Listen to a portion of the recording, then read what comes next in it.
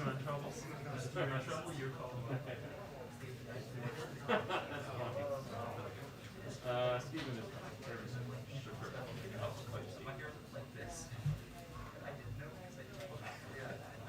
Busy day, right? I'm just going to go back and do it again. Musical chairs.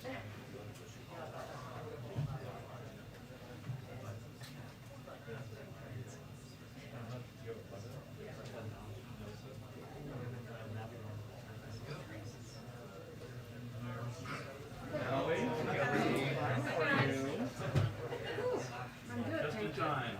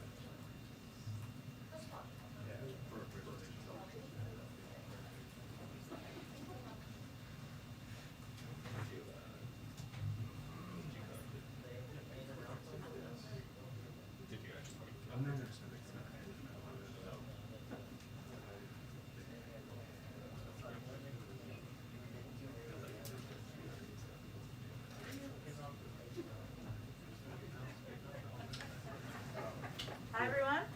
Good afternoon.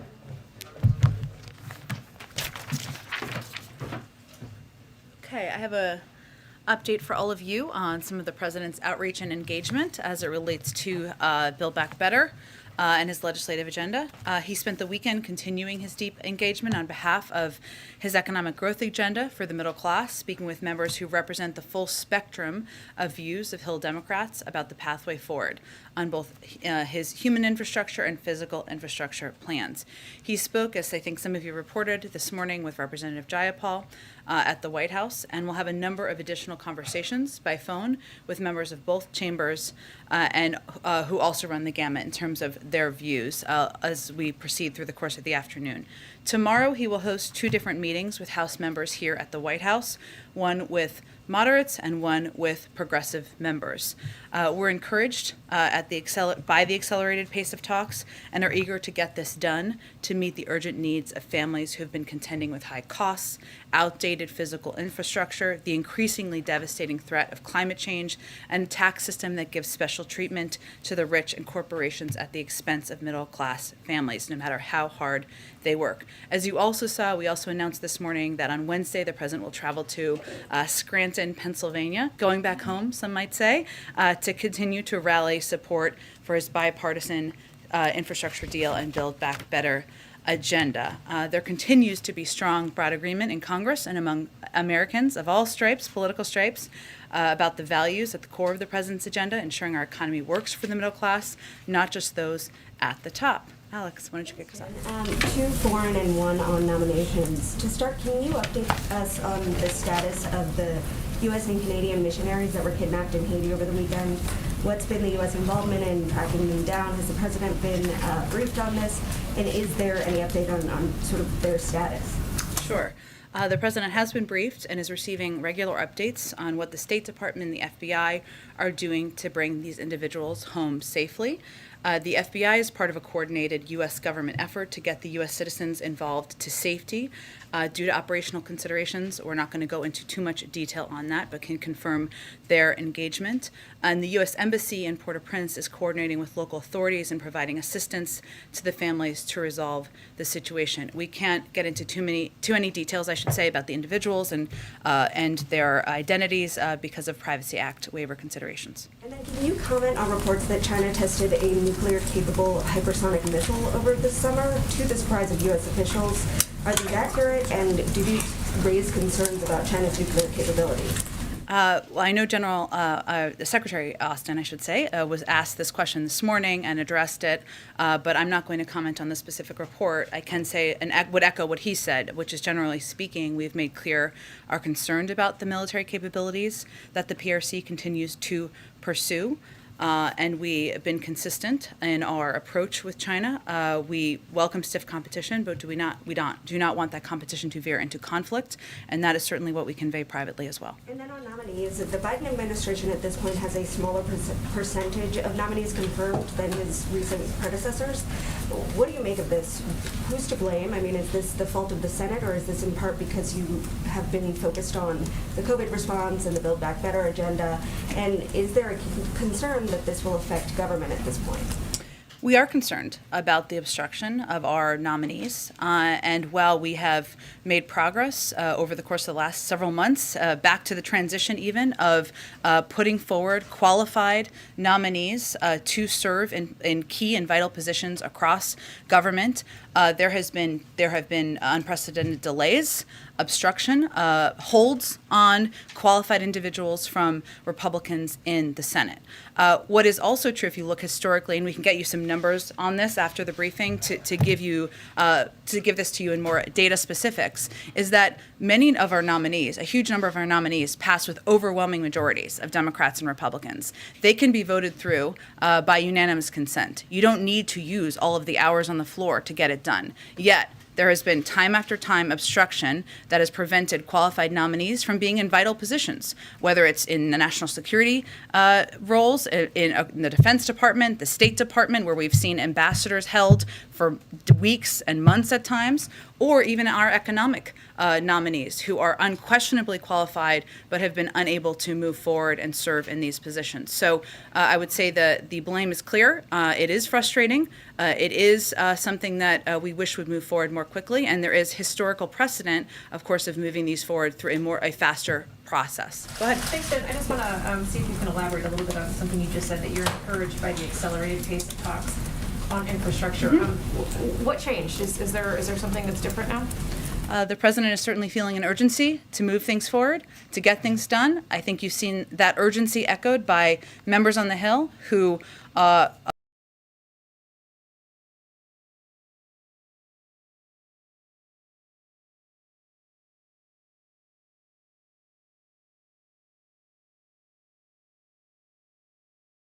agree that time is not unending here, and we are eager to move forward with a unified path to deliver for the American people. Does the sense of urgency have anything to do with the president's trip coming up in just a matter of 8 working days? Does he feel the need to get this wrapped before he leaves? The good news is that there are phones and video conference capabilities overseas for every president and individual, so I'm not here to set new deadlines or timelines. But it is also true that we have been at this for some time. The president proposed these plans back in the spring. He has participated in dozens and dozens of calls, of meetings, of engagements with members to hear their viewpoints, to understand where they're coming from, to reach consensus.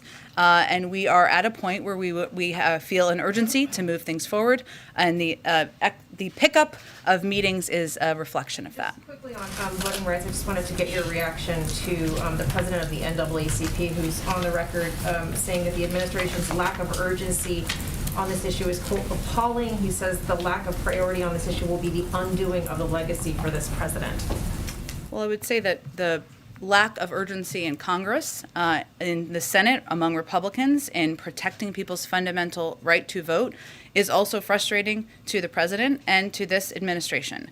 The United States Senate needs to act to protect the sacred right to vote, which is under unrelenting assault. No question. We agree with leaders from the NAACP and other activists who've expressed that concern. It's under unprecedented assault by proponents of the big lie. And Republican legislatures, state legislatures across the country. It is urgent. Senate Democrats have been working hard to draft legislation that I would note includes traditionally bipartisan provisions, protecting people's fundamental right, making it easier and more accessible to vote. I'd also note the president will be engaging with, in a couple of calls, in addition to these Build Back Better calls, with members, which will provide a readout to all of you on this afternoon, about the voting rights legislation that will be put forward. But I would say that right now, the question for us, and I bet you we share this view with a number of civil rights leaders, is for Senate Republicans and what kind of leaders they want to be. Are they going to play a role in making it easier and more accessible to vote? Are they going to protect this fundamental right?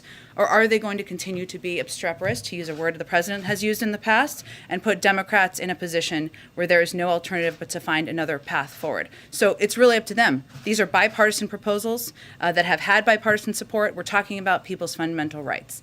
Go ahead. Does the president feel the need to mediate the current war of words between Senators Manchin and Sanders we've seen play out? To mediate the war of words, I would say the president has been in touch with both senators, not to mediate words, but to better understand the path forward and what are priorities to each of them. And he will continue to play that role. And then two quick ones on policy.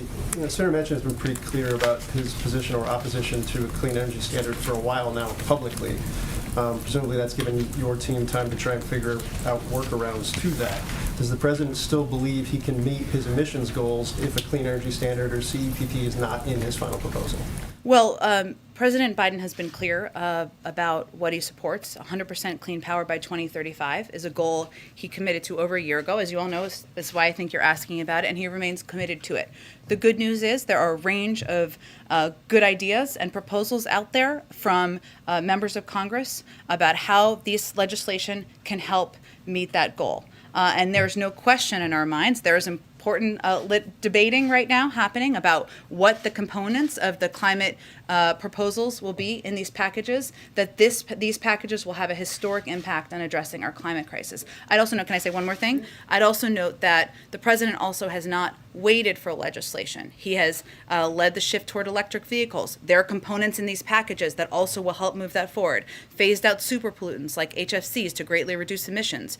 Made across government investments in clean energy like offshore wind and solar. Made historic commitments to use every lever at his disposal to advance environmental justice and spur economic opportunity. So it is absolutely pivotal that these pieces of legislation have climate components, and they will, to address the climate crisis, but he has also not waited for that. He's also taken actions of his own accord. And then one more, one of the critical pay-fors in the package is tax enforcement. And I know you've discussed this a couple times the last couple of weeks, but given the scale of the ramp-up we've seen from the banking industry and opposition to the proposal you've laid out, what's the sense from the White House in terms of the pushback against that, or if they're concerned about the future of that proposal?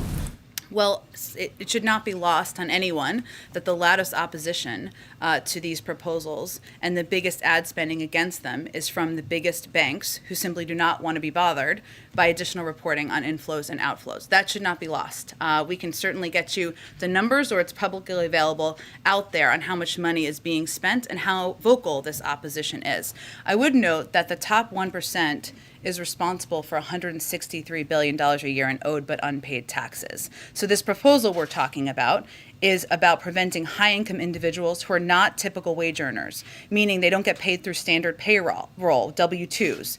The vast majority, I think it's something like 97% of wage earners are paying the taxes they owe. We're not talking about that here. We're talking about the highest income individuals, 1%, who are responsible for $163 billion a year in owed but unpaid taxes. There are discussions, active discussions, I would note, with Senator Wyden and others in Congress about how to ensure this is absolutely targeted at those who evade tax obligations, including on the cap and potential exemptions. But let's be clear what this is about. It's about big banks deciding to protect wealthiest Americans that get away with not paying the taxes they owe by fighting this common sense solution, and we want to be clear about that.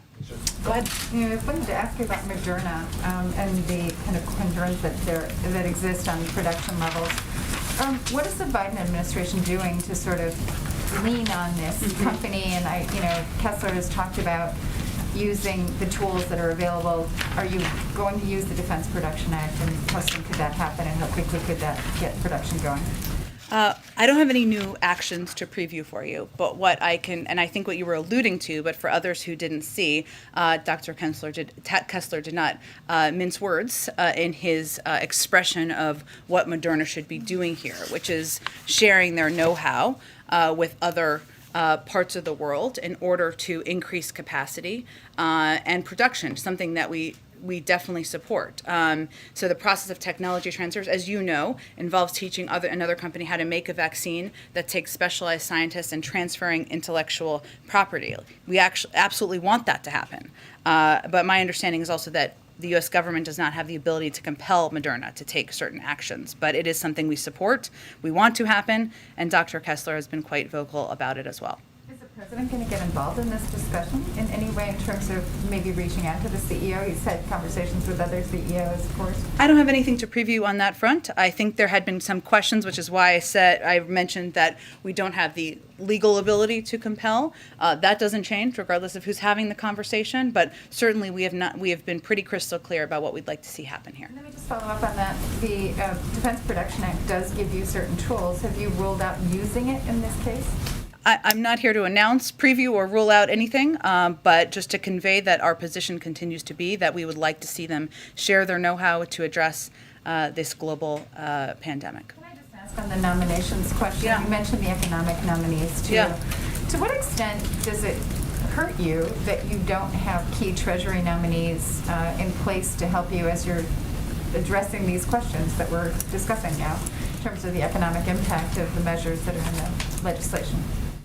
You mean in implementing measures once they're passed into law? Right. I mean, you don't have the Assistant Secretary for Legislative Affairs. You don't, Right. There are certain people for policy, the sort of key policy makers at Treasury who would be advising Secretary Yellen are not in place.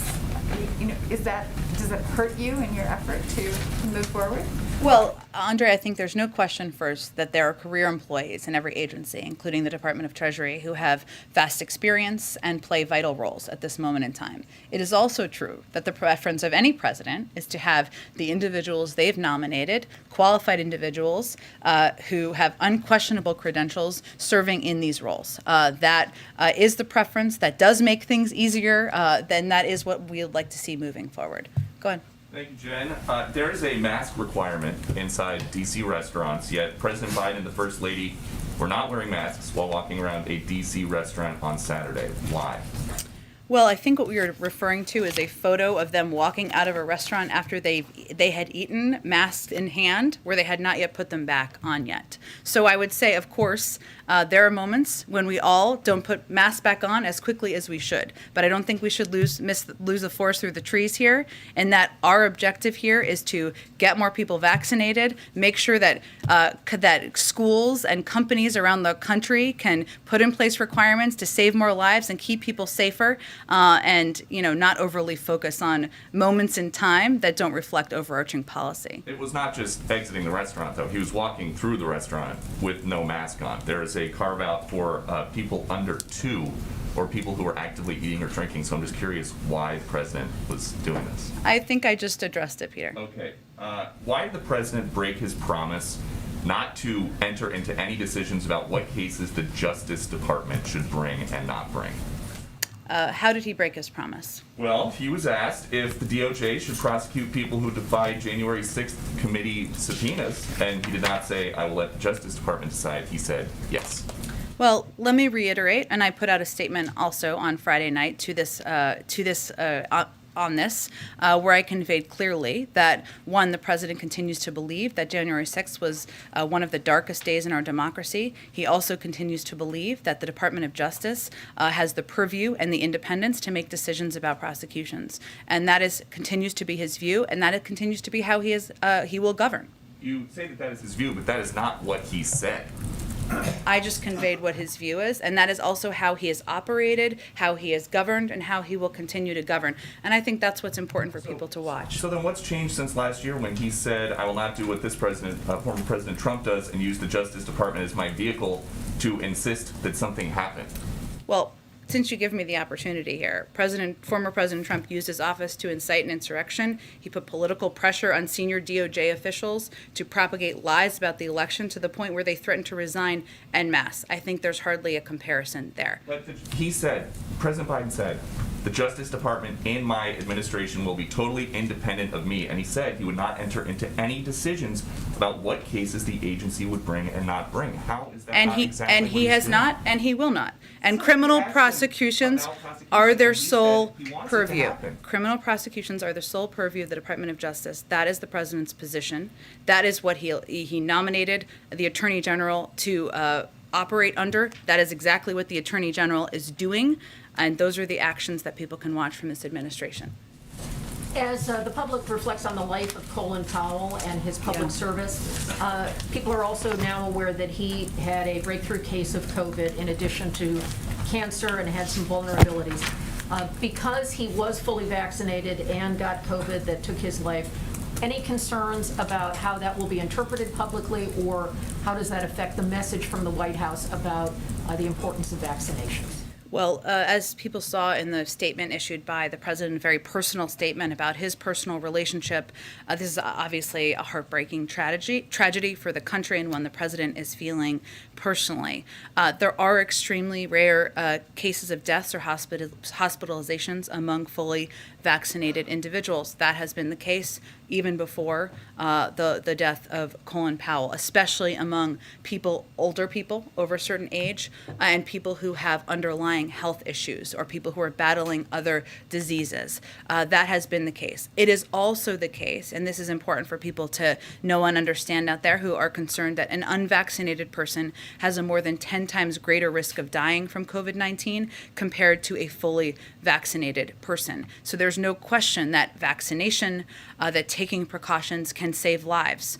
It is still true, and this raised that, certainly the death of Colin Powell, that underlying health issues, fighting other diseases, is something that can lead to greater risk.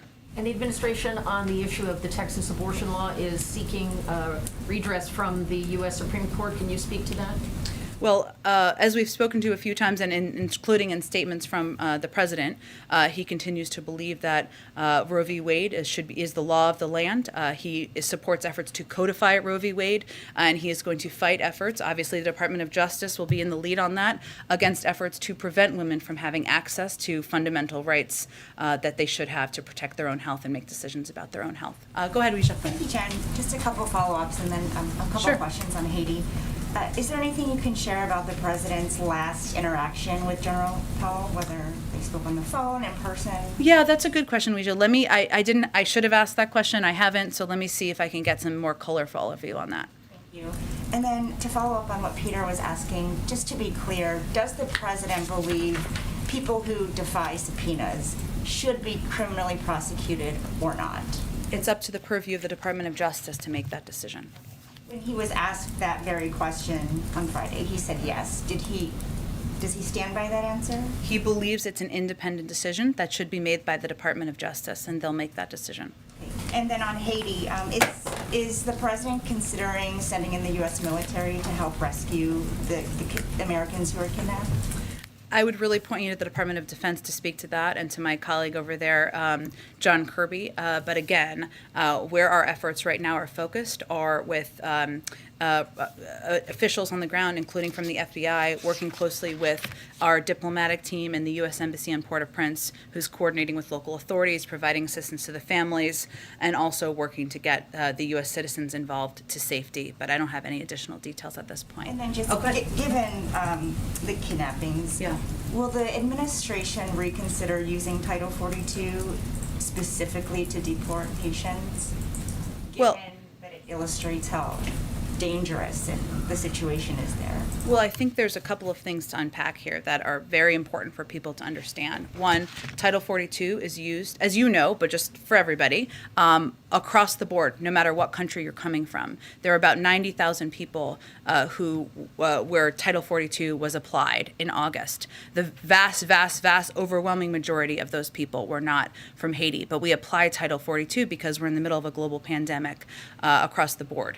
I would say that in this case, one thing to note is that we know that the efforts to kidnap people, to seek ransom are prominent in places like Haiti. Not the only place, but they are targeted toward U.S. citizens, people who are presumed to have the funding and ability to pay those ransoms. That's one of the reasons why we the State Department put out a warning in August. It's something we have seen rise since 2019, but that is a different issue than sending people of Haitian origin back to Haiti, and something that's evaluated at TPS is not what you asked about, but something that's evaluated by the Department of Homeland Security and the State Department.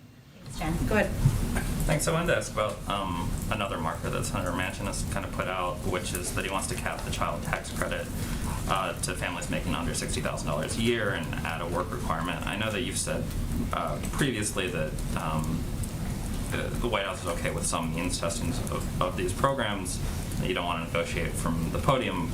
That being said, this represents what would be a pretty dramatic scaling back of what's been a signature part of the president's legislative accomplishments so far, and something that he and the vice president have touted pretty publicly. So to echo Phil's question on climate in some way, is this within the realm of possibility? How do you guys react to Senator Manchin kind of throwing down this marker? Well, I'm not going to react directly to Senator Manchin's point of view because that's not particularly advantageous at this point in the negotiations. But I will say the president proposed an extension in the child tax credit because he feels that is something that can not only help families make ends meet, it can help bring more women back into the workforce, and it is a vital part of his proposed packages. He has also, in the past, supported and continues to be open to supporting what can be called means testing or can be called caps on income, and there are a range being discussed, but I'm not going to speak to it further than that. OPEC failed to meet its output targets for September. Mm-hmm. You have sort of spoken about, with some amount of pride, that the White House was able to get those enhanced production levels, and now we're seeing that they're not hitting them. I know that you're not a member of OPEC, but we also know that... Not me personally, not the United States. Neither one. Either, unless you have vast oil reserves that we're not aware of. No, it's a very interesting part of my bio. I'm not. But the U.S. obviously can exert sort of major influence here. So with having missed this mark, are you trying to do more? Can you do more?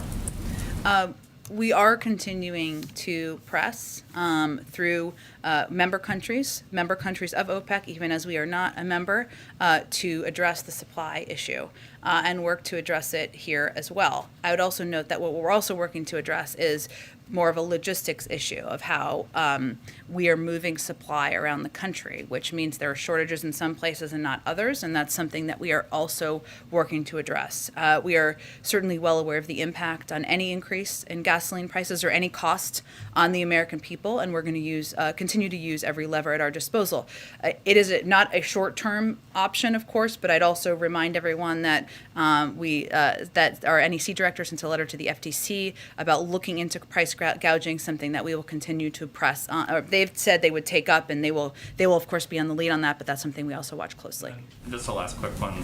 Could you kind of flesh out the thinking behind the president's travel schedule? I mean, not to dismiss the great state of Connecticut or even Scranton, a place that obviously holds some nostalgic value for the president, but it's been pretty clear that the sticking points at this point are West Virginia and Arizona. We saw play out with Bernie Sanders that Joe Manchin doesn't necessarily like people coming into West Virginia and telling them what they think they should do, but why hasn't the president focused more of his attention on those states, particularly with his travels? He tries to make the case for his agenda.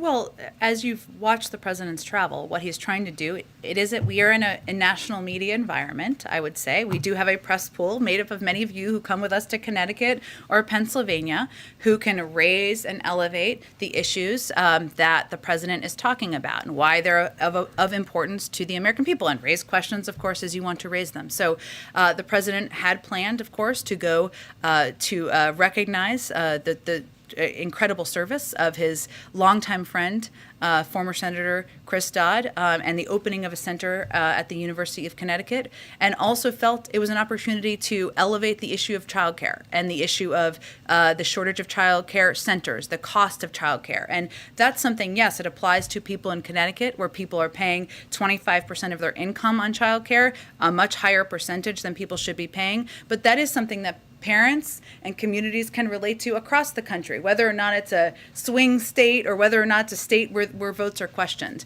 And Pennsylvania is certainly a state, as you know, close to the president's heart, but one where he has the opportunity to elevate some components of his Build Back Better agenda, of the infrastructure package, to explain to the public why these are important issues he's fighting for. So I think it's all through the prism of what's most constructive, but we recognize people like what's in there, they don't know what's in there, and he's going to be out there doing more of it. Go ahead. Sort of a broad thematic question. You've spoken of the urgency the president feels toward his Build Back Better agenda and voting rights.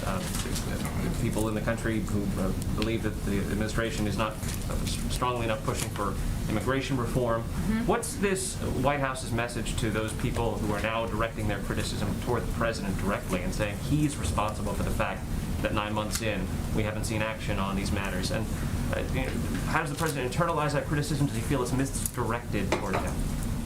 Well, look, the president knows that when you're president of the United States and you're sitting behind sitting in the Oval Office, behind the Resolute desk or whatever desk you choose, that the buck stops with you. He also knows, having served 36 years in the Senate, that you need partnership in Congress to get bills passed. And that's the only way to make permanent change happen. So while he has taken action, executive actions, in a lot of these areas to put in place positive change, whether it's voting rights, whether it's doing more to have a more humane immigration system, in order to have fundamental change that is going to make people's lives better, that is going to fix broken systems, you need Congress to act. That's how our system is set up historically. We've seen on immigration, of course, 2 attempts to move things through the parliamentarian. The president's support in legislation has supported those efforts, and he's going to continue to work with Congress to get that done. And on voting rights, again, I'd reiterate what I said a few minutes ago. The president is going to be engaged with Democrats and a range of members about the vote that's happening this week. It is something he believes it's a fundamental right, and his view is this question is really now on Republicans and what role they're going to play in history. And that's what he would tell people. I guess my question is, does he feel that the criticism of him is unfair? I don't think he has the luxury of analyzing the fairness or unfairness of criticism. Go ahead. Thanks. I know that we mentioned climate earlier, talked about climate earlier. I was wondering, though, when it comes to the clean energy performance plan, if that is not in the Build Back Better plan, reconciliation bill, if that is not in there, how can the U.S. meet the climate goals that the president has set out? Well, I'm not going to speculate what's in or out as the negotiations are continuing. What I alluded to earlier is the fact that there are a range of climate ideas and proposals that are out there, both from what the president has proposed and also other ideas proposed by members of Congress, Democrats in Congress, about how to help address the climate crisis. And there's no question that whatever lands in the bill, it will be have a historic impact on addressing the climate crisis. But I also touched on a number of the steps that he's taken through his own executive actions and leadership to address the climate crisis. And we remain confident about our ability to meet the goal. And I guess, so this White House feels like, and I understand you can't say what's in or out of the bill, but you feel like you can meet your climate goals without a clean energy plan for power. You feel like that is possible. And can you explain how that would be done? again, there's a range of proposals out there. As these proposals move forward, we'll continue to have a discussion about this. But we are confident that these packages will have an enormous impact on addressing the climate crisis. There are a range of ideas out there that have a great deal of support in Congress to do exactly that. And there are also a range, but I'm not going to outline those from here while these negotiations are ongoing. But we remain confident in our ability to reach our goal. Can I ask you just quickly, like when it comes to the idea of means testing, talking to a lot of experts on inequity and economic inequality, one of the concerns that they have with means testing is that you could lock in some of this inequality that the White House has said it is so concerned about, and that they feel like means testing really can lock out people who really need help, and really not allow the changes that this White House has said are needed. How does the White House respond to that when people say that means testing is not the way to deal with these type of economic inequalities and inequities? Well, means testing, I think, always has a bad connotation. And what we're really talking about here is a cap on income. So we're talking about targeting and focusing the president's proposals in some areas on people who need help the most under a certain income, and not providing this aid, assistance, whatever it may be, to people who are in higher income brackets who may not need that assistance. So it is actually about protecting, saving, ensuring that assistance and that tax cuts and that a little bit more breathing room is given to the people who need it and not the people who need it less. But does that put more administrative burden on how these programs are implemented when you do means testing?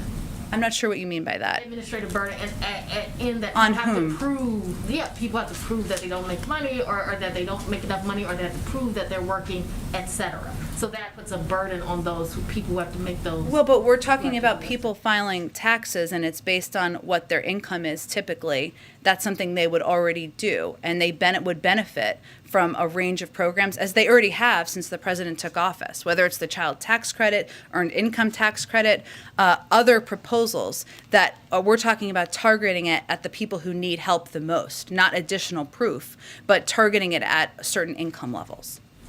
Go ahead. Thank you, Jen. Just two quick questions. The first, you had alluded a minute ago to the press pool traveling with the president to Connecticut and later this week, Scranton.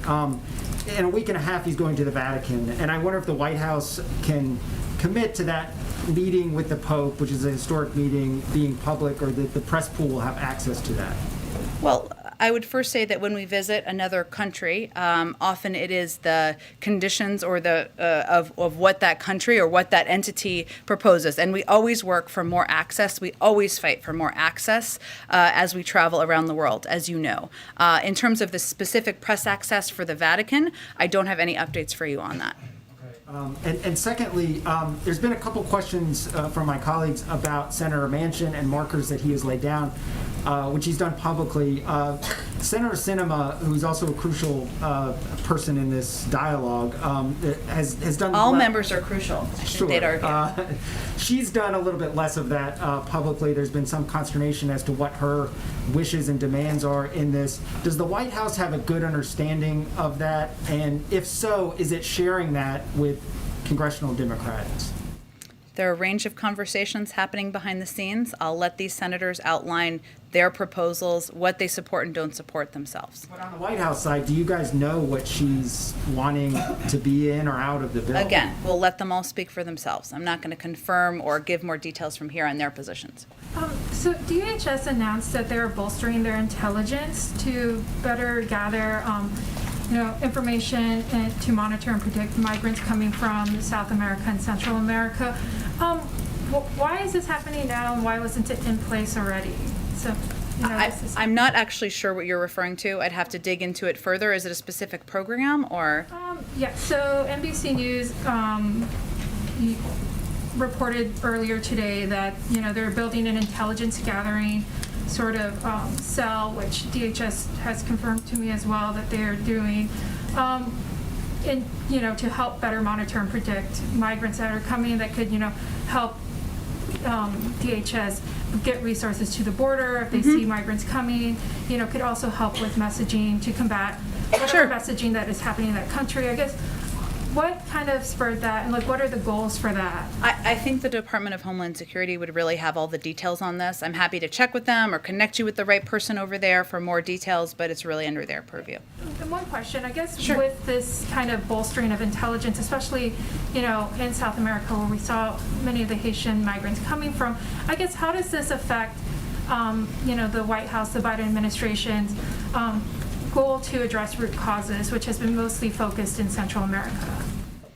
Well, let me get more details on this exact program, and we can talk more about it tomorrow or offline or what have you, and I can connect you to someone at DHS too. Go ahead, Karen. Thanks, Jen. The president was asked Friday night by ABC if he supported term limits for the Supreme Court, and he said no. He has said that before. He talked about that during the campaign season. But that appears to be the area in that draft report, the materials last week, that has, you know, agreement, bipartisan agreement. Why is he ruling that out now before getting the final report in a couple weeks? As you know, he hasn't reviewed the final report, which again is an assessment. It's not recommendations. Obviously, you all have seen the draft out there, and there was a public meeting on Friday to discuss. So I think it's more reflection that his position hasn't changed. He hasn't reviewed the report yet, and I'm sure when he does, we'll have more to say. Publicly now that he doesn't support, he said just no, one word answer, that he doesn't support the proposal that does have the most widespread and bipartisan support as stated by that committee. Is the takeaway now that any changes to the court are not likely to happen? I think the takeaway should be he hasn't reviewed the report or the assessment from the Supreme Court committee, and that is consistent with what his position has been in the past. But Thank you, Jen. Does the White House have any reaction to report of 2 airstrikes today on Tigray, northern Ethiopia? And also, last week the president received the first African leader at the White House, the president of Kenya, Uhuru Kenyatta. What were the major achievements, and who is the next African leader to visit the White House? well, I know the president enjoyed his meeting with President Kenyatta. We made a significant announcement as it relates to COVID vaccines that we were going to be donating to Africa and the African Union through the course of that meeting. I don't have anything to preview in terms of a next meeting. Go ahead, Francesca. Do you have any reaction to the airstrike on Ethiopia? I will get you something after the briefing. Go ahead. For you. Sure. So another comment the president made on Friday was that he was convinced that the spending legislation was going to get done, but they're not going to get the 3.5 trillion. We'll get less than that, but we're going to get it. And then he said, and we're going to come back and get the rest, end quote. What did he mean by we're going to come back and get the rest? Does he mean another reconciliation bill next year? What did he mean by that? He wasn't giving predicting a legislative vehicle. I think what he was conveying is we all know this is less than 3.5. There are discussions and negotiations in Congress about what that will look like, and things that are not included in here, he will continue to fight for in the future. Okay, and you mentioned a bunch of meetings that the president is having, virtual or calls. We saw him go up to Capitol Hill. Has he given any consideration to Terry McAuliffe's recommendation that he just sit all the leading lawmakers in a room and say you can't leave until you get a deal done? The president's been doing this a while, 36 years in the Senate, with all due respect for the recommendations of anyone outside, and he's going to continue to work with Democratic leadership about having the kinds of meetings and engagements that will help move this across the finish line. On his schedule, do you expect that he will campaign in Virginia for Terry McAuliffe before he leaves for Europe this month? I don't have any scheduling updates today. Go ahead. 2 questions. Your administration has said multiple times that its commitment to Taiwan is rock solid. So given this rock solid commitment, what is the president's stance on letting the Taiwan mission here officially change its name to the Taiwan Representative Office? I would point you to the State Department. Rahm Emanuel's confirmation hearing to be the next U.S. ambassador to Japan is Wednesday. If confirmed, what is the president hoping that Rahm Emanuel will bring to the table when it comes to strengthening U.S.-Japan ties? I think he's hoping that he will bring his commitment to public service and broad experience in policymaking to have a strong position in Japan from the United States. Go ahead. Thanks, Jen. You were asked earlier in the briefing about whether this urgency to get to a deal was driven by the president's travel schedule. I want to go at it from a different way. Sure. Because there is sort of at least one real deadline on October 31st as it relates to the surface transportation bill. That's been a sort of informal marker for leadership. Can you rule out that the president would cancel or postpone the trip if it's necessary to have, if there are votes scheduled around that time in order to work the vote? I think you can all fully plan for the president to be traveling to Rome and Glasgow on his scheduled trip. Given any direction to congressional leadership, because he would want to be presumably here for a vote, to schedule any votes accordingly to try to get it done before his departure or to wait until afterward? There are a range of ways to sign legislation into law, even if the president is not here. Thank you, Jen. Thanks, everyone. Thank you.